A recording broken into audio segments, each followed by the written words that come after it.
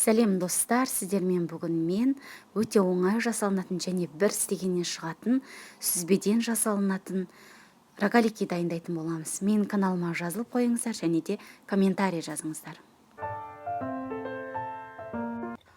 Ол үшін біз творогқа 2 жұмыртқамызды және де қантымызды салып, блендердің көмегімен езіп алатын боламыз.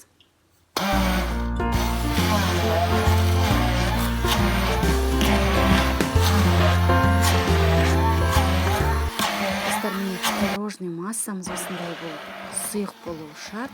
Енді осы массамыздың үстіне ерітілген сары майымызды және де айранымызды, ванильный сахар және де разрыхлитель қосатын боламыз.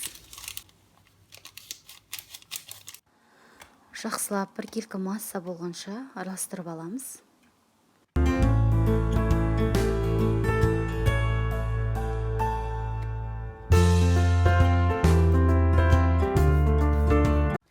Одан кейін дәл осы массамыздың үстіне ұнымызды 2 бөлікке бөліп қосып, жақсылап жұмсақ қылып қамыр илейтін боламыз.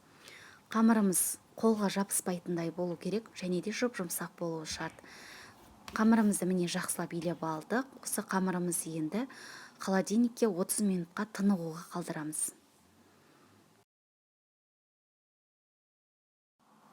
Достар, міне қамырымызды 2 бөлікке бөліп алдық. Енді бір бөлігін алып жаятын боламыз оқтаудың көмегімен. Және де осы жайып алған қамырымыздың сантиметрі 2 сантиметр және 3 сантиметрде болуы шарт. Міне видеода көрсетілгендей етіп рогалики сияқты бәрін кесіп алып, орап шығамыз. Арасына ешқандай начинкасыз қоспасаңыз да болады, себебі біз бұл қамырға творог қостық. Енді 180 градуста алдын ала қыздырылған пеште 30 минут бойы пісіріп аламыз. Достар, міне біздің сүзбеден жасаған рогаликилеріміз осымен дайын.